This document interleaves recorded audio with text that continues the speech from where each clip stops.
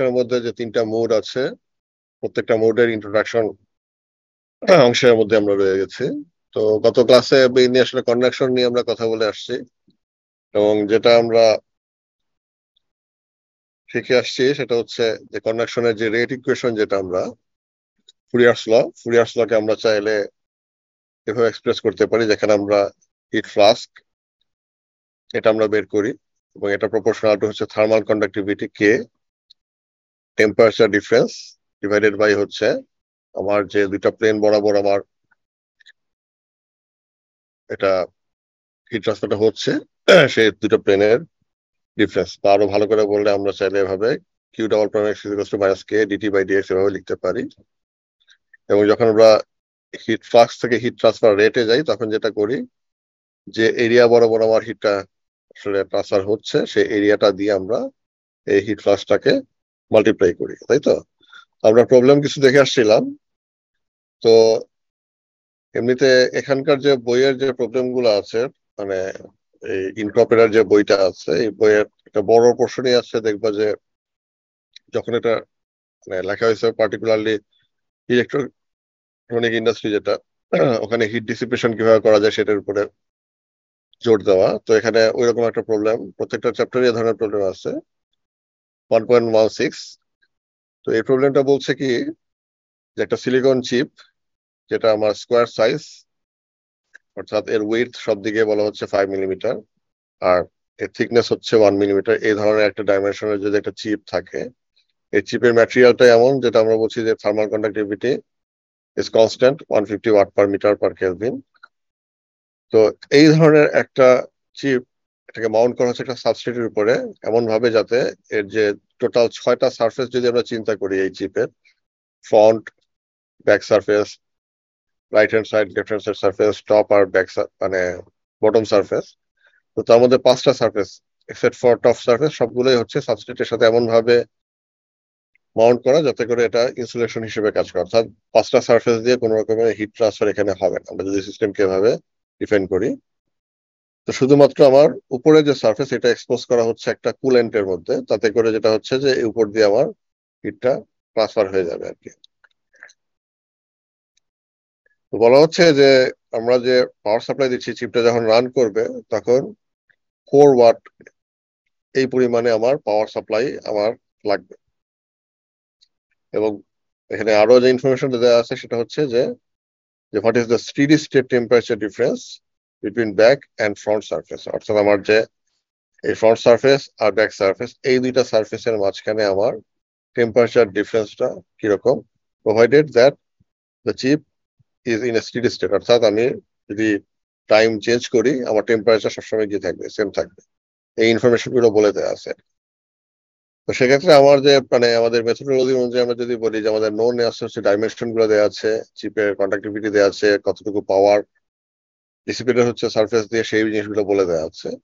আর বের করতে বলছে যে টেম্পারেচার ড্রপ, অর্থাৎ আমি যদি এটাকে বটম সারফেস ধরি আর এটাকে যদি টপ সারফেস ধরি বা ফ্রন্ট সারফেস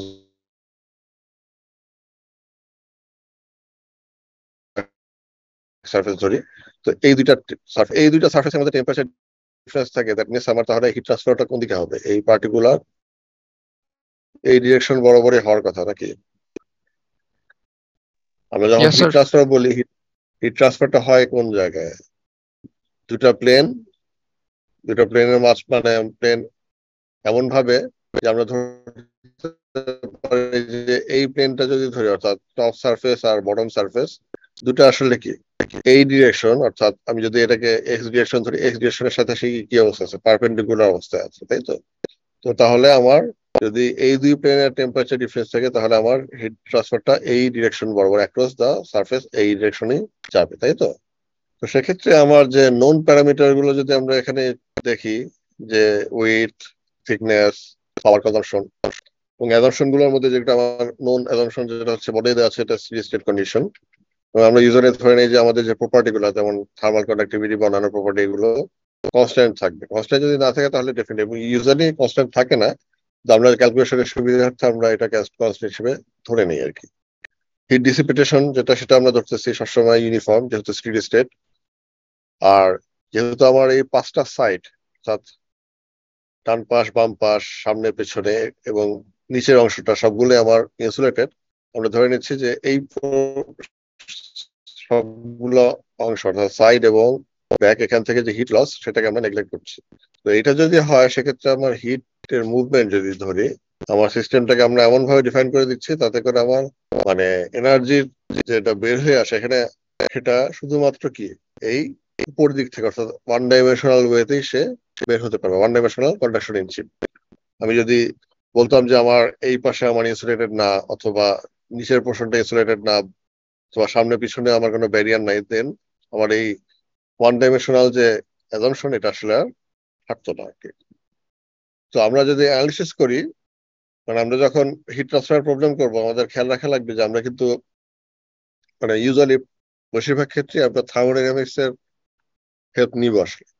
আমরা থার্মোডাইনামিক্স পড়ে আসছি, থার্মোডাইনামিক্স আমরা জানি যে থার্মোডাইনামিক্স এর কিছু মানে স্ট্রেংথ আছে, কিছু ভিত্তি আছে যেটা আমরা ধরে নেই যে মানে কিছু কিছু জিনিস মানে এখানে আমার ইকুইলিব্রিয়াম বা এই সমস্ত জিনিসপত্রকে আমরা কনসিডার করি। কিন্তু থার্মোডাইনামিক্স এর আমার কিছু লিমিটেশন আছে। থার্মোডাইনামিক্স এর বড় লিমিটেশনটা কি ছিল তোমাদের খেয়াল আছে কি? টাইম সম্পর্কে কিছু বলে না।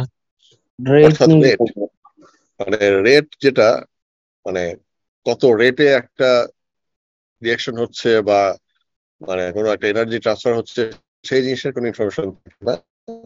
তো আমরা হিট ট্রান্সফার কিন্তু আসলে এই জায়গাতে হেল্পফুল, অর্থাৎ হিট ট্রান্সফার আমরা যেটা ফোকাস করি সেটা হচ্ছে রেট, রেট বের করতে চাই। কিন্তু আমরা রেট বের করতে গেলে আমরা থার্মোডাইনামিক্স এর যে বেসিক ল যেটা particularly first law second law, এই দুইটা সবসময় আমরা প্রবলেম সলভ করার সময় ইউজ করবো। তার মানে আমার থার্ড এনার্জি কনজারভেশন, তার মানে এনার্জি আমার সিস্টেমকে যদি ডিফাইন করি সবসময় কি থাকবে, সেম থাকবে। তো এখানে আমরা যদি এইখানকার সিস্টেমটা দেখি, এখানে আসলে আমার যে সিস্টেম যেটা এটা সরি আমার কানেকশন বোধহয় আনস্টেবল ছিল। তো এখানকার যে সিস্টেম, এই যে চিপ যেটা, চিপের যদি আমরা দেখি যে সব জায়গায় আমার কি মানে আমরা এমন ভাবে মাউন্ট করতেছি যাতে করে আমার এটা কি থাকবে বলতেছে, আমরা বলে দিচ্ছি যে ইনসুলেটেড। তো ইনসুলেটেড যদি হয় তার মানে আমার এনার্জি ট্রান্সফারের কথা যদি এটা বলি, এই সিস্টেম থেকে এনার্জি ট্রান্সফার হওয়ার কি সুযোগ আসলে আছে?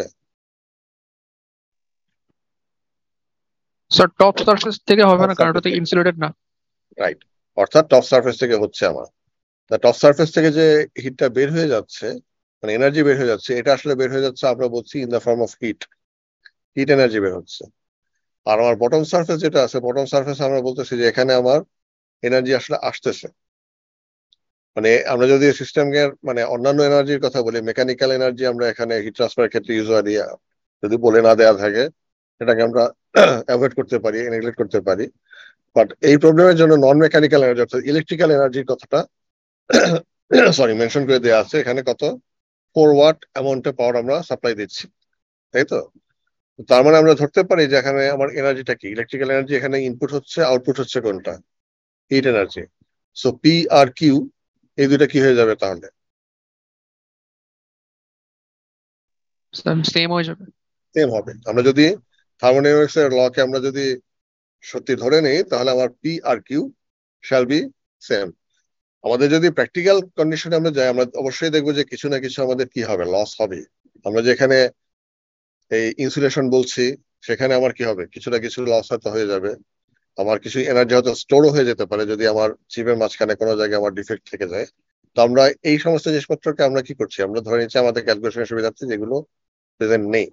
সেক্ষেত্রে আমরা বলতে পারি যে আমার ফার্স্ট ল বলতেছে পি পাওয়ার আর কিউ হিট এই দুটো আসলে সেম হয়ে যাবে। That means all of the electrical power dissipated at the back surface of the chip is transferred by conduction through the chip. অর্থাৎ আমার হিটটা পুরোটাই কন্ডাকশনের মাধ্যমে বের হয়ে যাচ্ছে, যে পাওয়ারটা আমরা ইলেকট্রিক্যাল মেকানিজমের মাধ্যমে সাপ্লাই দিচ্ছি। তো তাহলে এই যে কন্ডাকশনের জন্য যে কিউ, কিউ এর লটা আমরা যেটা ইউজ করবো সেটা Fourier's law, that is K thermal conductivity area across which the heat energy process temperature difference divided by thickness. তো এই অংশগুলো যদি দেখি, অর্থাৎ পি এর ভ্যালু আমরা জানি যেটা বলা আছে 4 watt, thermal conductivity is given, area আমরা বলতে পারি উইডথ স্কোয়ার অর্থাৎ 5 মিলিমিটার স্কোয়ার। ডেল্টা টি এটা আমাদের বের করতে বলছে, আর থিকনেস এটা দেয়া আছে হচ্ছে কত, 1 মিলিমিটার। তো এই ভ্যালুগুলো যদি আমরা এসআই ইউনিটে সবগুলোকে কনভার্ট করে নিয়ে আসি, সেক্ষেত্রে আমার বাকি থাকতেছে শুধু ডেল্টা টি। ডেল্টা টিটাকে আমরা চাইলে এই ইকুয়েশনের মাধ্যমে সলভ করে নিয়ে আসতে পারি। দেন আমাদের ক্যালকুলেটেড রেজাল্ট যেটা আসতেছে, ডেল্টা টির ভ্যালু হচ্ছে 1.1 ডিগ্রি সেলসিয়াস। তো এই প্রবলেমটা দেওয়ার কারণটা হচ্ছে যে আসলে যদি আমরা একটা মানে প্র্যাকটিক্যাল পারপাস একটা চিপ যদি আমরা ইউজ করি, তাহলে আমাদের মানে ডিজাইন মেকানিজমটা কি থাকবে, আসলে এর মধ্যে টেম্পারেচার ভ্যারিয়েশন থাকা ভালো নাকি টেম্পারেচার ইউনিফর্ম থাকাটা ভালো?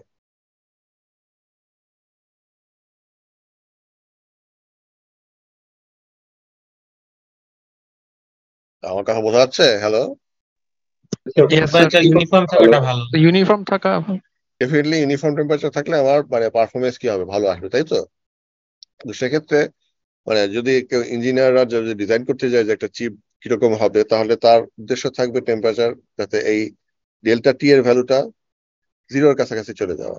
তো আমরা যদি খেয়াল করে দেখি এই ইকুয়েশনে, মানে এটা করার উপায়টা কি? উপায় হচ্ছে আমি যদি চিপের ডাইমেনশন চেঞ্জ করি, অর্থাৎ আমি যদি এরিয়া বাড়ায় দিই, অর্থাৎ ডাব্লিউ স্কোয়ার ভ্যালু যদি বাড়াই বা ডাব্লিউ স্কোয়ার মানে ডাব্লিউ বাড়াই, তাহলে আমার কি হবে, এই ডেল্টা টি কি হয়ে যাবে, বাড়বে না কমবে? স্যার কমবে। কমে আসবে, সেটা আমাদের জন্য ভালো। কিন্তু আবার আমরা আমাদের মানে যদি আমাদের এখনকার না সবসময়কার যদি আমার ডিজাইন কনসিডারেশন আসে, আমরা চাই যে সাইজ যাতে ছোট হয়। সাইজ ছোট হওয়া মানে আমার ওজন কম হওয়া, ক্যারি করা ফ্লেক্সিবল। তো সেক্ষেত্রে অপশন যেটা হচ্ছে সেটা হচ্ছে আমার থার্মাল কন্ডাক্টিভিটি। আমি যদি ম্যাটেরিয়াল প্রপার্টি চেঞ্জ করি, তাই তো, অর্থাৎ কে এর ভ্যালু যদি আমার বাড়ায় দিতে পারি, আমি থার্মাল কন্ডাক্টিভিটি যদি বেশি থাকে, দেন ডেল্টা টি এর ভ্যালু কি হয়ে যাবে, আমার কমে আসবে। তো তাহলে মানে তুমি যদি বলো যে অ্যাজ এ ম্যাটেরিয়াল সায়েন্স, তাহলে আসলে ম্যাটেরিয়াল সায়েন্টিস্টের কাজটা কি হতে পারে, যে এমন কোন একটা ম্যাটেরিয়াল চিপের জন্য বের করা যেখানে কি আমার থার্মাল কন্ডাক্টিভিটি কি বেশি হওয়া। যদি বেশি হয় সেক্ষেত্রে আমার পারফরমেন্স আসলে কি হবে, বেটার হবে আর কি। তো কন্ডাকশনের পোর্শনটা মোটামুটি আমরা ইন্ট্রোডাকশনটা গেল। এরপর যদি আমি কনভেকশনের ইন্ট্রোডাকশন আসি, যে কনভেকশন মেকানিজমটা আসলে কিরকম হিট ট্রান্সফার মোডে, আমরা এটাকে বলতেছি যে এখানে আসলে দুইটা মেকানিজম একসাথে কাজ করে। আমরা যখন কন্ডাকশন বলছি সেখানে মেইনলি আসলে ছিল হিটের ডিফিউশন, অর্থাৎ র্যান্ডম মুভমেন্ট অফ মলিকুলস। এটা গ্যাস হতে পারে, সলিড হতে পারে, লিকুইড হতে পারে। কনভেকশনের ক্ষেত্রে এটা প্রেজেন্ট, অর্থাৎ due to random molecular motion এই জিনিসটা বা diffusion may be present. But এখানে আরেকটা জিনিস ইনক্লুডেড, সেটা হচ্ছে যে energy can be also transferred by bulk or macroscopic motion of fluid, অর্থাৎ অ্যাজ এ কালেকটিভ, অর্থাৎ একটা ম্যাক্রোস্কোপিক যদি আমরা ভিশন নেই, বাল্ক ম্যাটেরিয়াল যেখানে অনেক মলিকুল আছে, অর্থাৎ ডিফিউশনের ক্ষেত্রে আমরা ইন্ডিভিজুয়াল এবং র্যান্ডম মুভমেন্ট বলতেছি। আর যখন আমরা অ্যাডভেকশন বলতেছি, অ্যাডভেকশনটা হচ্ছে ফ্লুইডের বাল্ক অ্যাটম বা মলিকুল নিয়ে আমরা বলছি। এবং এখানকার মোশন যেটা, এই মোশনটা আসলে ঠিক র্যান্ডম না, কালেকটিভ ফর্মে সে একটা পার্টিকুলার ডিরেকশনে সে মুভমেন্ট করবে। তো এই যে ফ্লুইড মোশন, এটাকে বলা হচ্ছে it is associated with the fact that at any instant large numbers of molecules are moving collectively or aggregate হিসেবে সে মুভ করছে। এখন এই মোশনটা মানে যদি এখানে টেম্পারেচার গ্রেডিয়েন্ট প্রেজেন্ট থাকে, টেম্পারেচার গ্রেডিয়েন্ট বলতে বোঝাচ্ছি যে আমার যে ফ্লুইডটা মুভ করতেছে তার অ্যাডজাসেন্ট যে সারাউন্ডিংস আছে তার সাথে যদি টেম্পারেচার গ্রেডিয়েন্ট থাকে, তখন এই হিট ট্রান্সফারের কন্ট্রিবিউশনটা from advection will be present. যদি সব জায়গায় টেম্পারেচার সেম থাকে, তাহলে আসলে আর হয়তো আমার হিট ট্রান্সফার হবে না। বাট টেম্পারেচার গ্রেডিয়েন্ট যখন থাকবে, তখনই শুধুমাত্র আমার এই অ্যাডভেকশন বা কনভেকশন প্রেজেন্ট হবে। তো বলা হচ্ছে because the molecules in the aggregate retain the random motion, অর্থাৎ যদিও এটাকে আমরা বলতেছি যে এখানে একটা বাল্ক মোশন আছে, তার মানে এই না যে ইন্ডিভিজুয়াল অ্যাটম যেগুলো আছে তাদের মধ্যে র্যান্ডম মোশন নেই, তা না, তাদের মধ্যে র্যান্ডম মোশনও ইটসেলফ প্রেজেন্ট আছে। তো সেক্ষেত্রে হিট ট্রান্সফার, টোটাল হিট ট্রান্সফারটাকে যদি আমি ক্যালকুলেট করতে চাই, তখন আমার সুপার পজিশন করতে হবে দুই ধরনের এনার্জি ট্রান্সপোর্টের। একটা হচ্ছে আমার ডিফিউশন অর্থাৎ র্যান্ডম মোশন অফ মলিকুল, আর সেকেন্ড হচ্ছে বাল্ক মোশন অফ ফ্লুইড। এই দুইটা সম্মিলিত যে আমার মুভমেন্ট, দুটা মিলে আমার হচ্ছে কনভেকশনের হিট ট্রান্সফারটা আমার টোটাল ক্যালকুলেট করবে। তো এক্ষেত্রে যে জিনিসটা বলা হয়, একটা বাউন্ডারি লেয়ারের কথা আমরা বলি, মানে বাউন্ডারি লেয়ারটা কিভাবে জেনারেট করে এবং এটার মানে সিগনিফিকেন্স কি, এটা হয়তো আমরা কনভেকশন ডিটেইলস যখন পড়বো তখন আরো বলবো। এখানে ইন্ট্রোডাকশনে যদি বলি যে আমরা একটা সারফেস যদি কনসিডার করি, অর্থাৎ আমার এক্স ওয়াই জেড কোঅর্ডিনেটের মধ্যে আমরা ধরলাম যে এক্স জেড এই বরাবর একটা সলিড ম্যাটেরিয়াল রয়েছে, সলিড প্লেন, যেটা আমার এখানে কালার দিয়ে ইন্ডিকেট করতেছে, এবং এই যে কালো যে বাউন্ডারি, এটাই হচ্ছে আমার বাউন্ডারি। তো ধরলাম যে এটা এক্স এক্সিস এবং ওইদিকে জেড এক্সিস বরাবর ধরলাম এটা মানে অনেকখানি ব্যাপ্তি জুড়ে এই সারফেসটা আছে। আর যদি আমরা এর পারপেন্ডিকুলার ডিরেকশনে যাই, এটা হচ্ছে ওয়াই ডিরেকশন। তো ওয়াই ডিরেকশনে যাওয়া মানে হচ্ছে এখানে আমার কি, অর্থাৎ আমি এক্স জেড প্লেনটা হচ্ছে আমার সলিডের বাউন্ডারি। আমি যদি ওয়াই এর ভ্যালু যদি উপরের দিকে যাই, এখানে আসলে কোন জিনিসটা প্রেজেন্ট, এখানে আসলে ফ্লুইড প্রেজেন্ট। যে ফ্লুইডটা আসলে এই সলিড সারফেসের উপর দিয়ে কি হচ্ছে, একটা পার্টিকুলার ভেলোসিটি নিয়ে সে কি করতেছে, ফ্লো করতেছে। তো এই ধরনের যদি সিচুয়েশন হয়, তখন আমরা বলতেছি যে ফ্লুইড সারফেসের মধ্যে যে ইন্টারেকশন হবে, ইন্টারেকশনের কারণে আমার একটা রিজন ফর্ম করবে। এই রিজনটা ডেভেলপ করবে কোথায়, এই ফ্লুইডের মাঝখানে। অর্থাৎ আমি ফ্লুইডের যদি আমরা মানে অবস্থানটা দেখি, ফ্লুইডের অবস্থান কোথায়, ফ্লুইড ওয়াই ভ্যালু যখন 0 সেখানেও ফ্লুইড আছে। আবার ওয়াই এর ভ্যালু যদি আমি সার্টেন একটা ভ্যালু নিই, এখানেও কি প্রেজেন্ট, ফ্লুইড প্রেজেন্ট। সব জায়গাতেই fluid present, from y equals to 0 to Y এর ভ্যালু একটা সার্টেন ওয়াই এর ভ্যালু পর্যন্ত ধরলাম। বলা হচ্ছে যে এই যে ইন্টারেকশনের কারণে যে রিজন ডেভেলপ করতেছে, তো সেখানে আমার এই ফ্লুইডের velocity will not remain same, constant থাকছে না, এখানে চেঞ্জ হবে কিভাবে, আমার যে সারফেস যেখানে আছে, সারফেসে এসে আমার ওয়াই এর ভ্যালু যখন 0, তখন আমার এই ফ্লুইডের যে ভেলোসিটি, এই ভেলোসিটিটাও আমার 0 হয়ে যাচ্ছে। আর যদি আমি ওয়াই এর ভ্যালু ইনক্রিজ করি পজিটিভ ওয়াই ডিরেকশনে, সেক্ষেত্রে আমার ইউ এর ভ্যালু আস্তে আস্তে ইনক্রিজ করতেছে, ইনক্রিজ করে একটা সার্টেন রিজন পর্যন্ত এসে ইনক্রিজ হচ্ছে। তারপরে আমার যে ভেলোসিটি, সেই ভেলোসিটিটা হচ্ছে আমার কি, ফ্লুইডের অরিজিনাল যে ভেলোসিটি, যে ভেলোসিটিতে সে আসলে আগে থেকে ফ্লো করে আসছিল, বাল্ক ফ্লুইডের যে ভেলোসিটি, সেই ইউ ইনফিনিটি এরকম একটা ভ্যালু। তো বলা হচ্ছে একটা ফাইনাইট ভ্যালু ইউ ইনফিনিটি, এটা পর্যন্ত সে ইনক্রিজ করবে। তো এই যে আমার ভেলোসিটিটা আমার চেঞ্জ হচ্ছে, এই এতটুকু পর্যন্ত চেঞ্জ হচ্ছে, এরপরে গিয়ে কিন্তু আর চেঞ্জ হচ্ছে না। আমি যদি ওয়াই এর ভ্যালু চিন্তা করি, ওয়াই এর ভ্যালু এই 0 থেকে সার্টেন এই ভ্যালু পর্যন্ত এসে পর্যন্ত যে রিজন আছে, এখানেই আমার ইউ এর ভ্যালুটা চেঞ্জ হচ্ছে। So U is a function of Y. এই লেয়ারের পরে যদি যাই, অর্থাৎ আমি যদি ইউ কে, ওয়াই এর ফাংশন অবশ্যই আছে, কিন্তু ওয়াই এর ভ্যালু যদি এই সার্টেন ভ্যালুর উপরে চলে যায়, তখন আর ইউ ওয়াই এর সাথে আর চেঞ্জ হচ্ছে না, এটা সার্টেন কনস্ট্যান্ট ভ্যালু থাকছে, সেটা হচ্ছে ইউ ইনফিনিটি। তো এই যে লেয়ারটা যেখানে আমার velocity gradient present, velocity change হচ্ছে উইথ রেসপেক্ট টু ওয়াই, এই লেয়ারটাকে আমরা বলতেছি হাইড্রোডিনামিক অথবা ভেলোসিটি বাউন্ডারি লেয়ার। অনেক সময় শুধুমাত্র বাউন্ডারি লেয়ারও বলা হয়, বাট যেহেতু এটা ভেলোসিটি গ্রেডিয়েন্টের জন্য হচ্ছে, এটাকে আমরা ভেলোসিটি বাউন্ডারি লেয়ারও বলি। তো এটা হচ্ছে আমার ভেলোসিটির গ্রেডিয়েন্টের জন্য। তো যদি আমার ফ্লুইড আর এই যে সারফেসের উপর দিয়ে যাচ্ছে, সলিড সারফেস, এই দুইটার যদি কোনো টেম্পারেচার গ্রেডিয়েন্ট না থাকে, অর্থাৎ টেম্পারেচার সেম থাকে, তাহলে আসলে আমার এখানে heat transfer will not be present. যদি আমার ফ্লুইডের টেম্পারেচার একরকম হয় আর আমার যে সলিড সারফেস যেটা আছে নিচে, সেটার টেম্পারেচার যদি ডিফারেন্স হয়, দেন হিট ট্রান্সফার হবে, যেটা আমরা বলি কনভেকশন মাধ্যমে হবে। তো এখানেও ব্যাপারটা রয়ে গেছে এরকম, যে আমার যে হিট ট্রান্সফার যে হবে, তার মানে আমার এখানে টেম্পারেচার গ্রেডিয়েন্ট থাকবে। সো টেম্পারেচার গ্রেডিয়েন্টটা কিরকম, এখানে টেম্পারেচার গ্রেডিয়েন্টটা হচ্ছে ওয়াই এর ভ্যালু যখন 0, তখন টেম্পারেচারটা will remain as surface temperature TS. আর যেখানে আমার এই বাউন্ডারি লেয়ারটা শেষ হচ্ছে, এই লেয়ারে গিয়ে আমার টেম্পারেচারটা হবে টি ইনফিনিটি। টি ইনফিনিটিটাকে আমরা বলতেছি যেটা ফ্লুইডের আউটার টেম্পারেচার ফ্লো, বা সরি ফ্লো এর টেম্পারেচার। এটুকু কি বোঝা গেছে? Yes sir. Okay. Sir boundary লেয়ারটা কি আরেকবার একটু এক্সপ্লেন করতে পারবেন? বাউন্ডারি লেয়ারটাকে বলতেছি, মানে তুমি যদি এভাবে দেখো যে ধরো এই যে আমার মানে আমরা বলতেছি এক্স জেড প্লেন বরাবর আমার একটা সলিড রয়ে গেছে, সলিডের বাউন্ডারিটা আমার এক্স জেড প্লেনে, তাই তো? যেখানে আমি বাউন্ডারিটা যখন শুরু হচ্ছে, অর্থাৎ সলিড আর ফ্লুইডের যে ইন্টারফেস, যেটা এই ইন্টারফেসে আমি এটাকে বলতেছি ওয়াই এর ভ্যালু হচ্ছে এখানে 0। তুমি এক্স এর ভ্যালু ওয়াই জেড এর ভ্যালু যেটাই নাও না কেন, ওয়াই এর ভ্যালু যখন 0, তার মানে এখানে আমার কি আছে, সলিড আর ফ্লুইড ইন্টারফেস। ওয়াই এর ভ্যালু তুমি যখন বাড়াচ্ছ, তার মানে আমি সলিড থেকে দূরে কোথায় চলে যাচ্ছি, ফ্লুইডের যে বাল্ক, মানে ফ্লুইডটা মোশন হচ্ছে, ফ্লুইডটা কিন্তু এখানে কনস্ট্যান্ট নাই, স্ট্যাগনেন্ট নাই, সে মুভ করতেছে একটা সার্টেন ডিরেকশনে। তো এই ফ্লুইডের মাঝখানে আমি চলে যাচ্ছি। তো এখন যদি আমি চিন্তা করি যে ধরো এক্স এর ভ্যালু আমার এই জায়গায় যদি আসি, এখানে এক্স এর ভ্যালু আমি ধরতে পারি এক্স এর ভ্যালু 0, এখানে এক্স এর ভ্যালু কত,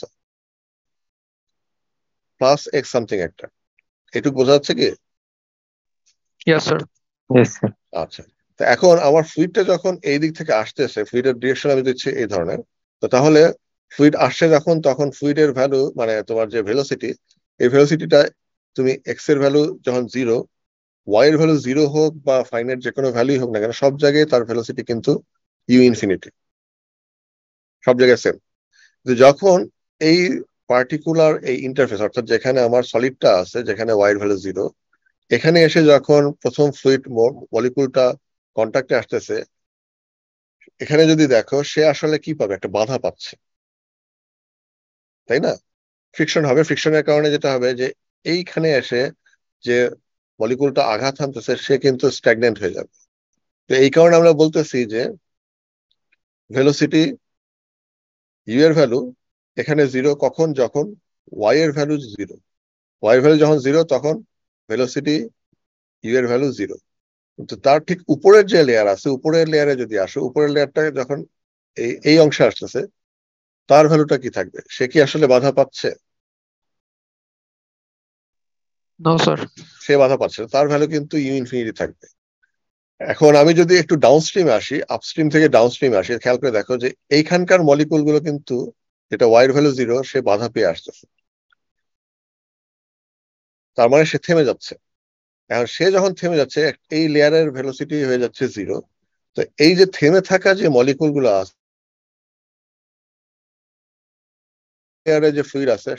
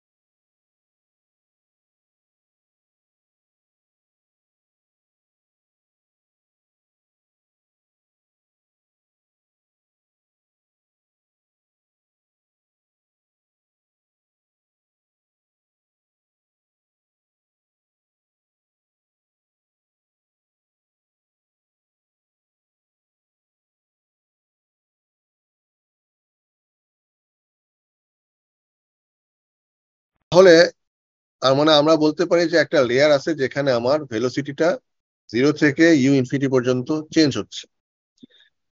এই লেয়ারের উপরে যদি যাই, এই লেয়ারের উপরে আমার যেহেতু কোনো মানে মানে দুইটার ভেলোসিটি সেম, তো সেম যদি থাকে, এখানে মানে একটা আরেকটাকে তোমার বাধা দেওয়ার কিছু নেই, ড্র্যাগ ফোর্স নেই, তো তখন এই ইউ এর ভ্যালু আর ওয়াই এর সাথে চেঞ্জ হচ্ছে না। তো এই রিজনটাকে আমরা বলতেছি কি, এটা আমার ফ্লুইডের যেটা বাল্ক মোশনের রিজন।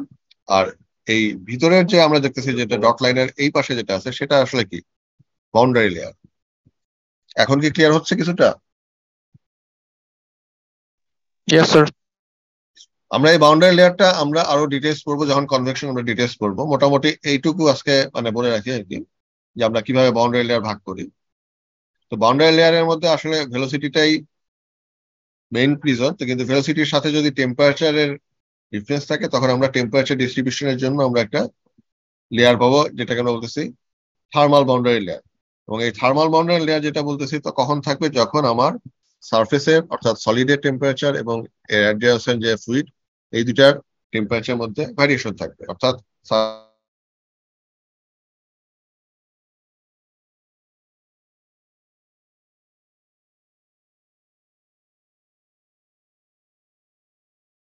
তখন আবার যদি টি infinity is greater than,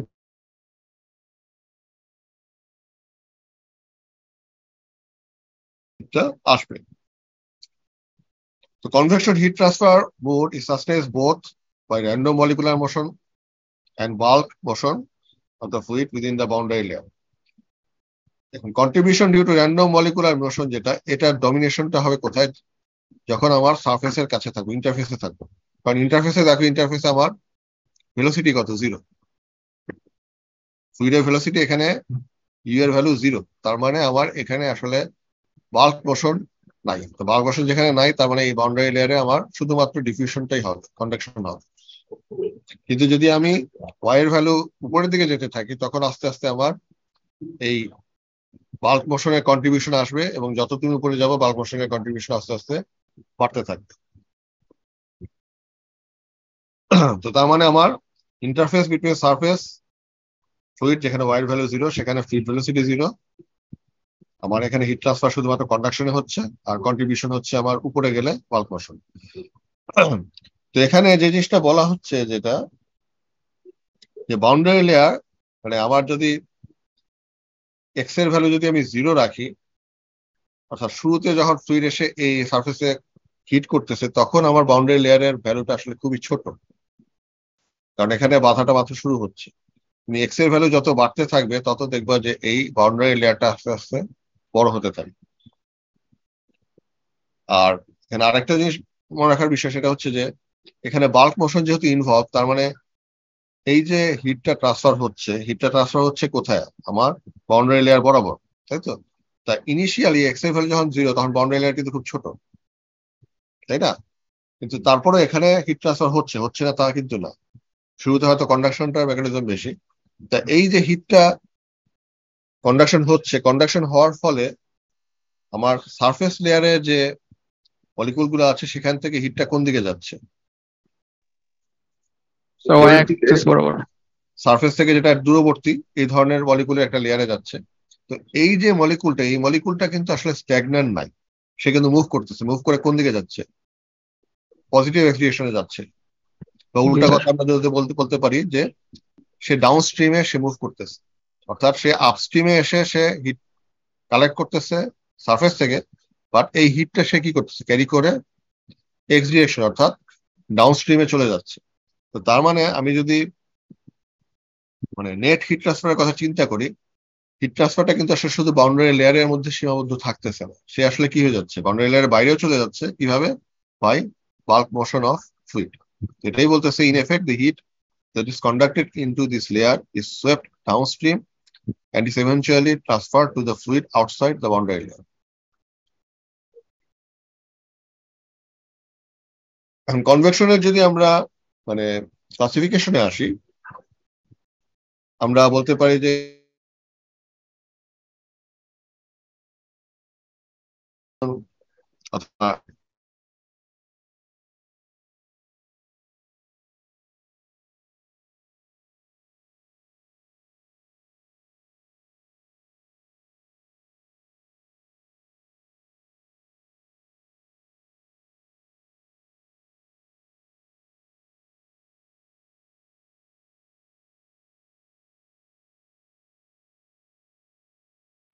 influence করতেছি, তো তখন এটা হচ্ছে যে আমরা একটা ফ্যান ইউজ করতেছি, ফ্যানের বদলে আমরা চাইলে পাম্প ইউজ করতে পারি, অ্যাটমসফেরিক উইন্ড দিয়ে অনেক সময় ফোর্স কনভেকশন হয়। তো এই প্রসেসে আমরা ফোর্স কনভেকশন করতে পারি। এখানে যে জিনিসটা হচ্ছে যে আমার যে ফোর্স কনভেকশনের কারণে যেটা হচ্ছে, আমরা এয়ারটাকে কুল করতেছি। কোন এয়ারটাকে কুল করতেছে? যে হট ইলেকট্রিক্যাল কম্পোনেন্টের অ্যাডজাসেন্ট যে এয়ারটা আছে, যেটা হিট ক্যারি করতেছে, সেই হিটটা কি হয়ে যাচ্ছে? সে আরো দূরে নিয়ে যেতে পারতেছে। এটা হচ্ছে আমার ফোর্স কনভেকশনের উদাহরণ। আমরা যদি ন্যাচারাল কনভেকশনে আসি,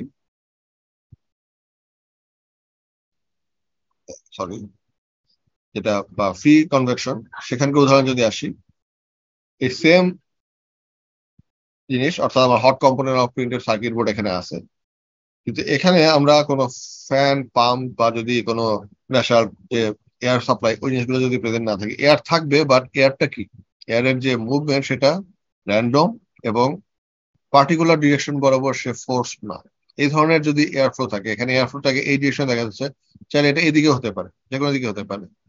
এখানে মুভমেন্টটা হচ্ছে কিভাবে? এখানে বলতেছে flow is induced by buoyancy force which are due to density difference caused by temperature variation in the fluid. উদাহরণটা এভাবে এক্সপ্লেন করা যায় যে আমার যে সার্কিট বোর্ডের যে এই যে কম্পোনেন্ট গুলো আছে হিটেড, তো এটার সংস্পর্শে যে এয়ারটা আসবে সে ইনিশিয়ালি কি করবে, বাই মিনস অফ কন্ডাকশন এই প্রিন্টেড বোর্ড থেকে কি করবে, হিট ক্যারি করবে, হিট নিয়ে নেবে। তো যখনই সে হিট নিচ্ছে, যে এয়ার মলিকুল গুলো হিটেড আপ হচ্ছে তার টেম্পারেচার বাড়তেছে, টেম্পারেচার বাড়ার সাথে সাথে তার ভলিউম কি হবে, এক্সপ্যান্ড করবে, তাই তো? আমরা জানি যে টেম্পারেচার বাড়লে ইউজুয়ালি ম্যাটেরিয়াল কি করে, এক্সপ্যান্ড করে, তাই তো? এই যে এক্সপ্যান্ড করার সাথে সাথে যেটা হবে যে এর ডেন্সিটি কি হচ্ছে, বাড়বে না কমবে? কমে যাবে, কমে যাবে, রিডাকশন ইন ডেন্সিটি। তো ডেন্সিটি যেহেতু কমে যাচ্ছে, তার মানে তার মধ্যে এখন যে জিনিসটা চলে আসবে তার মধ্যে একটা বয়ান ফোর্স আসবে, যেহেতু লাইটার সারাউন্ডিং এয়ার থেকে যেহেতু লাইট আসছে, সে বয়ান্সি ফোর্সের কারণে সে চাবে উপরের দিকে চলে যেতে। আর এর সারাউন্ডিং যে অ্যাম্বিয়েন্ট এয়ার আছে আশেপাশে, সে কি করবে, যে জায়গাটা খালি হচ্ছে সেই জায়গাটা সে রিপ্লেস করবে, এবং এই জিনিসটা কন্টিনিউয়াস হতে থাকবে। তো কন্টিনিউয়াস যদি হয় তার মানে আমার যে হিটটা আস্তে আস্তে কি হয়ে যাচ্ছে,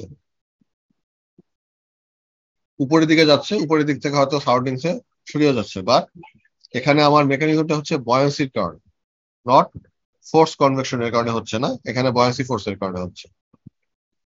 তো এখানে এই ধরনের যদি মেকানিজম হয় সেটাকে আমরা বলতেছি ন্যাচারাল বা ফ্রি কনভেকশন। তো এই দুইটা সিচুয়েশনে আমরা ধরে নিচ্ছি যে এখানে আসলে এটা যেমন ফিগার এ, এটা পিওরলি হচ্ছে ফোর্সড, আর এটা বলতেছি আমরা purely free. But mixed condition can prevail. কিভাবে আসতে পারে? আমরা যদি ফিগার এ তে আসি, আমার যদি বলি যে আমি যে এয়ার দিয়ে সার্কুলেশন করতেছি এয়ার, এই ফ্যানের ভেলোসিটি আমরা যদি কমায় দিই, তাহলে আমার এয়ারের ভেলোসিটিটা আমরা কমায় নিয়ে আসতে পারি। তখন এখানে কিন্তু বয়ান্ট ফোর্স অলরেডি প্রেজেন্ট। বয়ান্ট ফোর্স এমন না যে বয়ান্ট ফোর্সটাকে তুমি ধরো মানে শুধুমাত্র ফ্রি কনভেকশন জন্য রাখবে, তা না, এখানে বয়ান্ট ফোর্স কিন্তু প্রেজেন্ট। তো এই বয়ান্ট ফোর্সের সাথে যদি এই এয়ারের ফ্লো এর যে মানে কি বলবো ইন্টেন্সিটি, এটাকে যদি কম্পেয়ার করি, যদি এমন হয় যে বয়ান্ট ফোর্স আর এয়ার সার্কুলেশনের যে ভেলোসিটি এটা যদি কাছাকাছি হয়, তখন আমরা বলতে পারি এটাকে এখানে দুইটা ফোর্সেরই সিগনিফিকেন্ট কন্ট্রিবিউশন আছে। আমি যদি ভেলোসিটি বাড়ায় দিই, তাহলে এমন হয়ে যাবে যে বয়ান্ট ফোর্সের থেকে আমার ভেলোসিটি এত বেশি যে বয়ান্ট ফোর্সকে আমরা নেগলেক্ট করতে পারি। বাট যদি আমার এই এয়ারের ভেলোসিটি, ফ্যানের ভেলোসিটি আমি কমাই দিই, তখন দুইটা কম্পারেবল থাকবে, then we can consider it as a mixed convection. অর্থাৎ এখানে ফ্রি কনভেকশনেরও কন্ট্রিবিউশন আছে, আবার এটা আমরা যে এক্সটার্নাল ফোর্স দিচ্ছি সেটারও কন্ট্রিবিউশন আছে। আবার একইভাবে এখানে যদি আসি, এখানে আমরা যদি বলি যে আমার এই প্রিন্টেড সার্কিট বোর্ডের নিচে আমি একটা ফ্যান চালাই দিই, তাহলে ব্যাপারটা হচ্ছে যে বয়ান্ট ফোর্স যেটা উপরের আপওয়ার্ড ডিরেকশনে যাচ্ছে সেটাকে সে কি করতে পারে, অ্যাসিস্ট করতে পারে। আবার উল্টা ভাবে বলতে পারি যে বয়ান্ট ফোর্সকে আমরা মানে কাউন্টার করার জন্য উপরের দিকে একটা ফ্যান রাখতে পারি। উপরে যদি ফ্যান চালায় ছেড়ে দিই, তাহলে বয়ান্ট ফোর্সকে সে কি করবে, বাধা দিবে। সেক্ষেত্রে আমার হিট ফ্লোটা উপরের দিকে না গিয়ে আবার কি চাইতে হবে, নিচের দিকে আসতে চায়। তো এই মেকানিজম গুলোর মাধ্যমে আমরা চাইলে একটা ন্যাচারাল ফোর্সকে, ন্যাচারাল কনভেকশনকে আমরা মিক্সড করতে পারি, বা ফোর্স কনভেকশনকে আমরা মিক্সড কনভেকশনে নিয়ে আসতে পারি। মিক্স বা কম্বাইন্ড যেটাই বলো না কেন, এটা সম্ভব।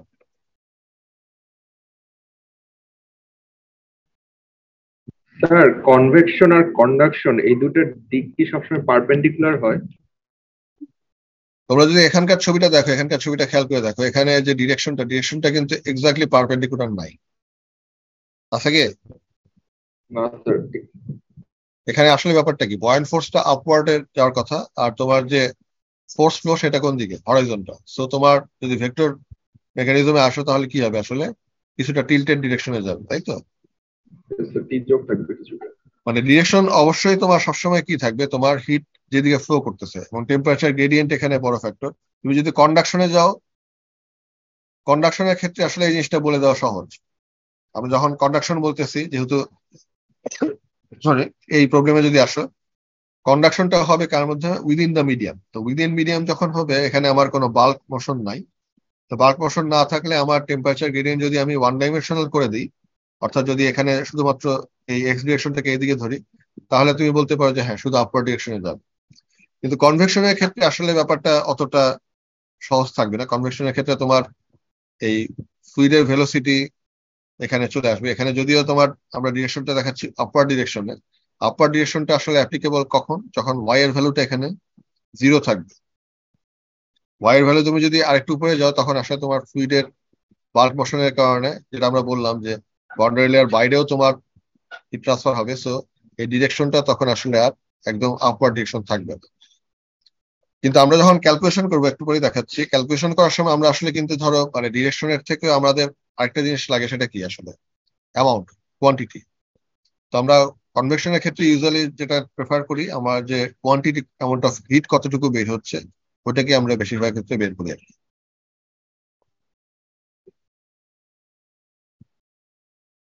আচ্ছা, কনভেকশনের যে হিটটা বের হয়ে যাচ্ছে সেই হিট ট্রান্সফারটা আসলে কোন এনার্জিটা বের হচ্ছে, যে এনার্জিটা আসলে আমরা বলি যে মানে আমার ফ্লুইডের মানে সেন্সিবল এনার্জি বা ইন্টারনাল যে থার্মাল এনার্জি যেটা থাকে, এই এনার্জিটাই কিন্তু আসলে ট্রান্সফার হয় from one location to another location. তো এটার ব্যতিক্রম হচ্ছে দুইটা মেকানিজম আছে, যেখানে আমার ল্যাটেন্ট হিট এক্সচেঞ্জ ইনভলভ থাকে, তখন আমার আসলে কি হয়ে যায়, তখন অ্যামাউন্ট অফ হিটটা অনেক বেড়ে যায়। তো ল্যাটেন্ট হিট এক্সচেঞ্জ যেটা হচ্ছে বলতেছে যে এটা অ্যাসোসিয়েট হবে কখন, যখন আমার কোনো ফেজ চেঞ্জ, আমার সিস্টেমের মধ্যে যদি কোনো ফেজ চেঞ্জ হয়, সাচ অ্যাজ আমার যদি লিকুইড থেকে ভ্যাপারে ট্রান্সফর্ম হয়, অথবা উল্টা ভ্যাপার থেকে লিকুইডে ট্রান্সফর্ম হয় সেক্ষেত্রে।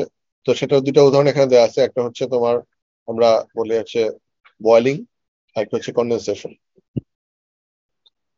তো বয়েলিং এর ক্ষেত্রে কি হয়, বয়েলিং এর ক্ষেত্রে আমরা যদি একটা উদাহরণ দিই, যে আমি যদি একটা চুলা বা হট প্লেটের উপরে আমি একটা ওয়াটারের প্যান রাখি, আমরা যদি হট প্লেটে হিট এনার্জি সাপ্লাই দিতে থাকি, তাহলে আস্তে আস্তে কি হবে, আমার নিচের যে যে কন্টাক্ট সারফেস যেটা আছে, যেখানে আমার হিটটা সলিড থেকে লিকুইড বা ফ্লুইডে আসতেছে, তো সেখানে হিটটা আসবে ইনিশিয়াল, তাই তো, এবং টেম্পারেচার বাড়বে। তো নিচের যে মলিকুল গুলো আছে সেখানে যেটা হচ্ছে যে মানে সাফিসিয়েন্ট এনার্জি যদি সে পায়, অর্থাৎ ল্যাটেন্ট হিট অফ এনার্জি যদি সে নিয়ে নিতে পারে, তখন এই নিচের ফ্লুইড গুলো কি হয়ে যাবে, লিকুইড গুলো গ্যাসে কনভার্ট হয়ে যাবে, তাই না। একদম নিচের মানে তোমরা যদি মানে পানি ফুটাইতে যাও, দেখো পানিতে কি হয়, বুদবুদ আসে, তাই তো। আসলে বুদবুদটা কি, তোমার একদম নিচের লেয়ারের যে পানিটা আছে, পানির মলিকুল গুলো কি হয়ে যাচ্ছে, সে সাফিসিয়েন্ট এনার্জি দিচ্ছে, সে ল্যাটেন্ট হিট অফ এনার্জি পেয়ে যাচ্ছে, সে গ্যাস গ্যাসে হয়ে কনভার্ট যেতেছে। হচ্ছে, এবং এই গ্যাসটা কি হচ্ছে উপরে আপার ডিরেকশনে চলে আসতেছে। সো এই মেকানিজমটাকে আমরা বলছি বয়েলিং। আর যদি কন্ডেনসেশনের কথা বলা হয়, এটা শীতকালে বেশি দেখা যায়, যে তুমি যদি একটা পাইপের ভিতর দিয়ে তুমি যদি কোল্ড ওয়াটারের জায়গায় যদি তুমি কোল্ড এয়ারও সাপ্লাই দাও, সেটাও হতে পারে। তো কোল্ড ওয়াটার যাচ্ছে, তো সেক্ষেত্রে যেটা হচ্ছে যে পাইপের বাইরে যদি ওয়ার্ম এয়ার থাকে, সে এয়ার কি করবে, হিট ট্রান্সফার করবে, যেহেতু টেম্পারেচার গ্রেডিয়েন্ট আছে। তো এই এয়ারের ভিতরে আমরা জানি যে মানে এয়ার আসলে কি ময়েস্ট হয় সবসময়, আমরা একদম ড্রাই এয়ার অ্যাটমসফিয়ারে পাই না, ময়েস্ট এয়ার থাকে। টেম্পারেচার সাথে সাথে এটার যে মানে কতটুকু অ্যামাউন্টে স্যাচুরেট করতে পারে ওয়াটার মলিকুল, সেটা একটা লিমিট আছে, তাই তো।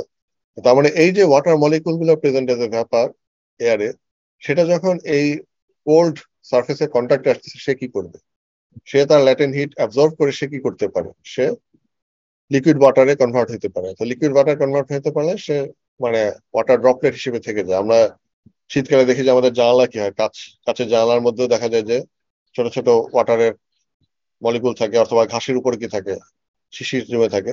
তো this are the example of condensation. এই দুটো আসলে মেকানিজম এখানে কনভেকশনই ইনভলভড।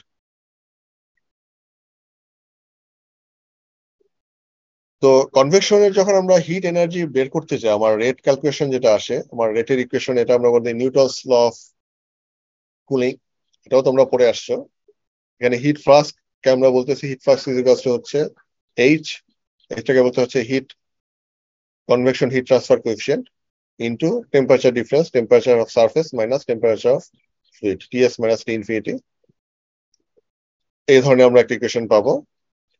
আর এখানে আমরা ধরে নিচ্ছি এই ইকুয়েশনের ক্ষেত্রে যে surface temperature is greater than T infinity.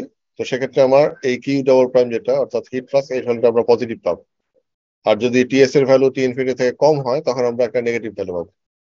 এটা হচ্ছে আমার মানে জেনারেল আইডিয়া। কিন্তু চাইলে আমরা এটাকে উল্টাও দিতে পারি, টিএস মাইনাস টি ইনফিনিটি না রেখে আমরা চাইলে কিন্তু টি ইনফিনিটি মাইনাস টিএস ও করতে পারি। এবং আমার এই কিউ ফার্স্ট যেটা, এটা ভ্যালু পজিটিভ বা নেগেটিভ কি হবে, সেটা সেটার উপরও আমরা বিবেচনা করতে পারি।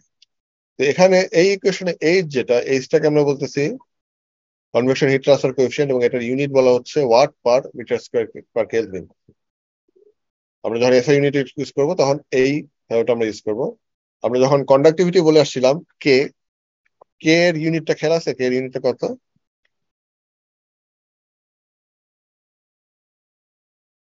আমরা যখন watt thermal per metre per kelvin. Watt per metre per kelvin, right, ঠিক আছে। এখানে পার মিটার স্কয়ার, ওখানে ওয়াট পার মিটার আর কি।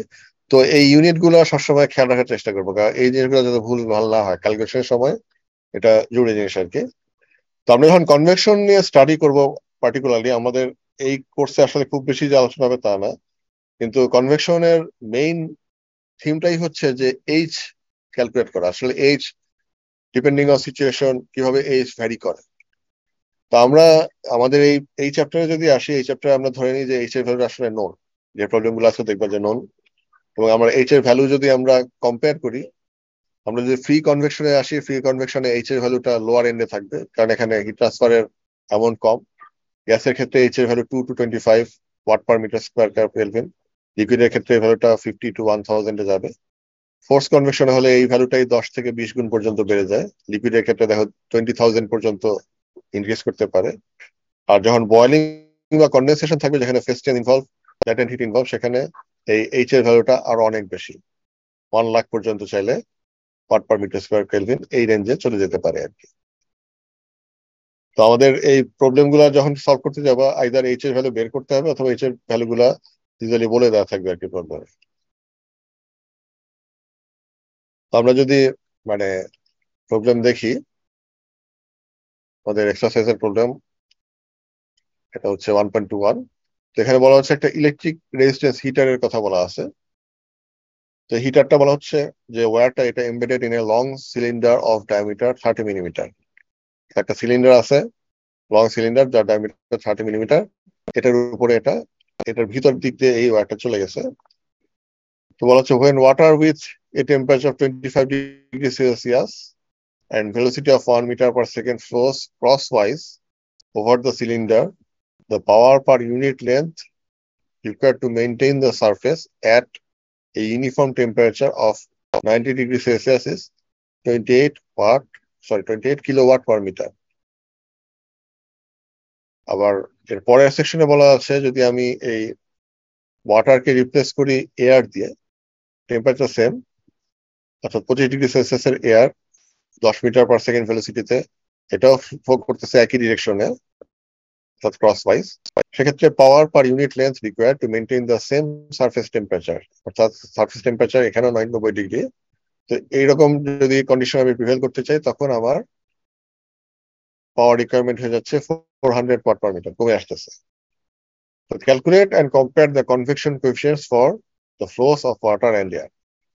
তো আমরা যদি এটার জিওমেট্রিক্যাল অপশনটা দেখি, অর্থাৎ একটা 30 মিলিমিটার ডায়ামিটারের একটা সিলিন্ডার, যেটার লেন্থটা বলা নাই, আমরা ধরে নিচ্ছি অনেক লম্বা একটা সিলিন্ডার, এটার ভিতরে আমার ইলেকট্রিক্যাল হিটারটা এমবেডেড করা আছে। তার পাওয়ার রিকোয়ারমেন্ট কত একটা স্পেসিফিক সারফেস টেম্পারেচারের জন্য এবং ওয়াটার এয়ার ফ্লো এর জন্য এটা বলে দেওয়া আছে। আমাকে বের করতে বলছে এইচ এর ভ্যালুটা for both water flow and air flow. আমি যদি স্কিমেটিক ফিগারটা দেখি, মানে আমার এখানে সিলিন্ডারের এটা হচ্ছে আমার মানে ক্রস সেকশন। এখানে যে ওয়াটার ফ্লো বা এয়ার ফ্লো যেটাই বলো না কেন, এই ফ্লো এর ডিরেকশনটা কোন দিক বরাবর, এটা বলা হচ্ছিল যেটা হচ্ছে ক্রস ওয়াইজ, অর্থাৎ water with a such temperature and velocity flows crosswise over the cylinder. তার মানে আমার ওয়াটার বলো এয়ার বলো, এটা আসলে সিলিন্ডারের এই বরাবর যাচ্ছে, অর্থাৎ লেন্থটা আমি যদি ধরি এই ডিরেকশন বরাবর, অর্থাৎ যে ডিরেকশন বরাবর থাকে, তার রেডিয়াল সারফেস যেটা আছে, সেই রেডিয়াল সারফেসের উপর দিয়ে কি হচ্ছে এই ওয়াটারটা ফ্লো করতেছে অথবা এয়ারটা ফ্লো করতেছে। তাহলে আমার যদি এরিয়ার ব্যাপারটা আসে, আমরা যখন ক্যালকুলেশন করবো আমার এরিয়া কিন্তু লাগবে, তাই তো? তো এই এরিয়াটা এখানে আসলে কত হবে?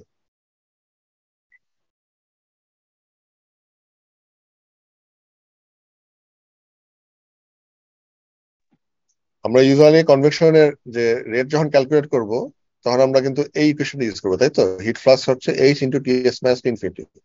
আমি যদি হিট রেট বের করি, তাহলে আমার কি করতে হবে? এরিয়া দিয়ে গুণ দিতে হবে, তাই তো? Flask into area is equal to হচ্ছে টোটাল হিট ট্রান্সফার রেট। তো এই এরিয়াটা কোন এরিয়াটা? আমরা কন্ডাকশনের সময় বলে আসছিলাম, মানে যে সারফেস দুটার মাঝখান দিয়ে আমার কি হচ্ছে, অর্থাৎ পারপেন্ডিকুলার ডিরেকশন, হিট ট্রান্সফারের পারপেন্ডিকুলার ডিরেকশনে যে সারফেস এরিয়া আছে সেই এরিয়া। তো এখানে যখন আমি এই কনভেকশনের জন্য যখন করব, তখন এই এরিয়াটা কোন এরিয়াটা হবে? স্যার এটা কি 2πr/h?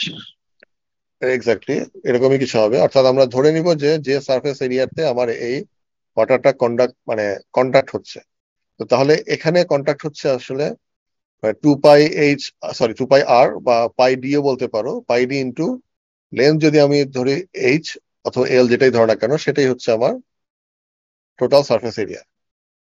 এখানে আমার খেয়াল করে দেখবো যে এই প্রবলেম হচ্ছে এই এইচ এর ভ্যালু কিন্তু বলে দেওয়া নাই, কিন্তু যেটা দেওয়া আছে সেটা হচ্ছে আমি ধরে নিচ্ছি একটা লং একটা সিলিন্ডার শেপ দেওয়া আছে। তো সেক্ষেত্রে আমরা যেটা করতে পারি যে আমরা হিট ফ্লাক্স বের করব অথবা হিট ট্রান্সফার রেট পার ইউনিট লেন্থ আমরা বের করতে পারি। অর্থাৎ আমি যদি এইচ দিয়ে ভাগ দিই বা এল দিয়ে ভাগ দিই, তাহলে আমি কি পাবো? কিউ ডিভাইডেড বাই এল সমান হচ্ছে হিট ট্রান্সফার রেট পার ইউনিট লেন্থ। তো আমাদের যদি এই ধরনের আমরা মেকানিজমে যাই, অ্যানালাইসিসটা করি যে convection heat rate from cylinder per unit length,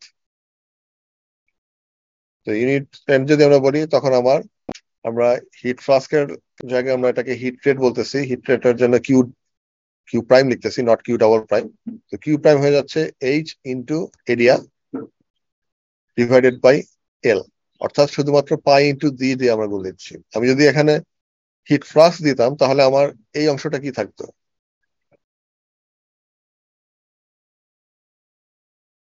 আমার কথাটা খেয়াল করে দেখো, আমি যদি হিট ফ্লাস্কের কথা আসতাম, কিউ ডাবল প্রাইম যেটা, সেক্ষেত্রে আমার ইকুয়েশনটা হচ্ছে h into TS minus T infinity.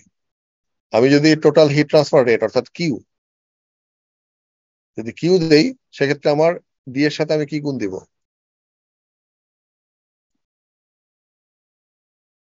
অর্থাৎ এখানে এরিয়া আসবে, এরিয়াটা হচ্ছে pi into D into L. এল বলতে পারো অথবা কি বলতে পারো, যদি এইচ বলো এইচও বলতে পারো। এইচটা হচ্ছে তোমার কি, এই সিলিন্ডারের length of cylinder. Height, length of cylinder. যেহেতু আমি পার ইউনিট লেন্থ বলতেছি, সেহেতু আমি শুধুমাত্র পাই ইন্টু ডি এই টার্মটা দিয়ে আমার গুণ দিলেই এই কিউ ডটটা আমি বা কিউ প্রাইমটা আমি পেয়ে যাচ্ছি। তো এখন এই ইকুয়েশনে যদি দেখো, তোমার ডি এর ভ্যালুটা তোমার দেয়া আছে, সারফেস টেম্পারেচারটা আমার মেনশন করা আছে কত, 90°C, আর ফ্লুইডের টেম্পারেচারটা মেনশন করা আছে টি ইনফিনিটি হচ্ছে কত? আমি ওয়াটার ইউজ করতে পারি, এয়ার ইউজ করতে পারি, যেটা ইউজ করি না কেন, আমার ফ্লুইডের টেম্পারেচার কত? 25°C। 25°। সো টি ইনফিনিটির ভ্যালু আমার গিভেন। তো এই T infinity given, TS given, D given এবং কিউ প্রাইম এটা আসলে গিভেন। কিউ প্রাইমের ভ্যালুটা কত? আমি দুইটা সিচুয়েশন এখানে আছে। একটা হচ্ছে আমি যদি ওয়াটার ইউজ করি, তখন ভ্যালুটা হচ্ছে 28 কিলোওয়াট পার মিটার, আর যদি এয়ার ইউজ করি তখন এই ভ্যালুটা 400 ওয়াট পার মিটার। তো আমি যদি দুইটা আলাদা আলাদা করে বের করি আমার এইচ এর ভ্যালু কত, তাহলে আমার ভ্যালুগুলো কি আসবে? যদি আমি নিউমেরিক্যাল ভ্যালু বসাই, ওয়াটারের জন্য যখন বসাবো, তখন এই কিউ প্রাইমের ভ্যালু হচ্ছে 28 into 10 cube watt per metre, বাকি সবগুলো মোটামুটি সেম। আর যখন এয়ার ইউজ করতেছি, তখন এই কিউ প্রাইমের ভ্যালুটা 400 ওয়াট পার মিটার আসছে, বাকি সবগুলো সেম 9025 এবং 0.03 মিটার। তো সেক্ষেত্রে আমার দুইটার জন্য আমি আলাদা আলাদা দুইটা কি হিট ট্রান্সফার কোএফিসিয়েন্ট পাবো। ওয়াটারের ক্ষেত্রে আমার ভ্যালু আসছে 4570 watt per metre square kelvin, আর এয়ারের ক্ষেত্রে 65 watt per metre square per kelvin. এখানে যেটা মানে এই প্রবলেম দেখানোর উদ্দেশ্য, একটু আগে আমরা এই টেবিলটা দেখে আসছি। গ্যাসের ক্ষেত্রে আমার যে এইচ এর ভ্যালু, তার থেকে আমার লিকুইডের জন্য আমার এইচ এর ভ্যালুটা কি, বেশি না কম?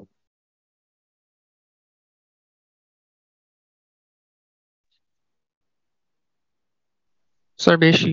অনেক বেশি, তাই তো? আবার আমরা যদি ফ্রি কনভেকশনের সাথে ফোর্স কনভেকশন কম্পেয়ার করি, ফ্রি কনভেকশনের থেকে ফোর্স কনভেকশন অর্থাৎ ভেলোসিটি বেশি থাকলে আমার কনভেকশনের এইচ এর ভ্যালুটা বাড়বে।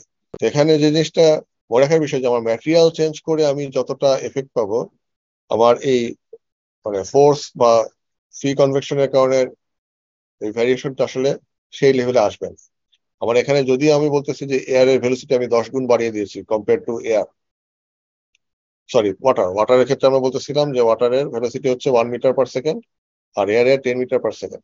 অর্থাৎ এখানে অবশ্যই এখানে ফোর্সড, এখানে ন্যাচারাল কনভেকশন, এখানে ফোর্স কনভেকশন, বাট ওয়াটারের মলিকুলের যে ক্যারি করার ক্যাপাসিটি সেটা far more than air. That's why আমি দেখো যে ওয়াটারের যে হিট ট্রান্সফার কোএফিশিয়েন্ট প্রায় 70 টাইমস অফ এয়ারের হিট ট্রান্সফার কোএফিশিয়েন্টের তুলনায়।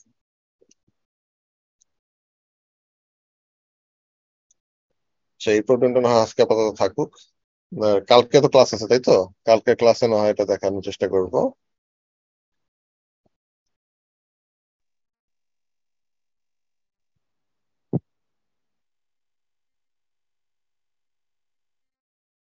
তোমাদের চ্যাট বক্সটা আমি ওপেন করে দিয়েছি, তোমরা তোমাদের অ্যাটেন্ডেন্সটা একটু দিয়ে দাও সবাই।